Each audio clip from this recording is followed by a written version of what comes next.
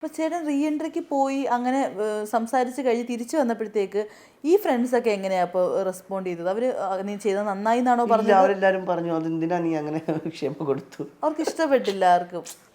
ആർക്കും ഇഷ്ടപ്പെട്ടില്ല. അപ്പം പക്ഷെ ഞാൻ ചേട്ടൻ ഇപ്പം എന്താ തോന്നുന്നത്? അങ്ങനെ ക്ഷമിച്ചത് നന്നായി എന്നാണോ അതോ? തീർച്ചയായും അയ്യോ തീർച്ചയായും അതിൽ 1% പോലും തെറ്റുണ്ടെന്ന് എനിക്ക് തോന്നുന്നില്ല. അതെ, അങ്ങനെ തോന്നുന്നില്ല. അത് വലിയ അത് കാരണം അവർ ഭയങ്കരമായിട്ട് സന്തോഷപ്പെട്ടിരിക്കുന്നുണ്ടെങ്കിൽ അത് വലിയ കാര്യമല്ലേ. അതെ അതെ അതെ. എല്ലാവരും അവരെ പോലെ ആവണമെന്നില്ലല്ലോ.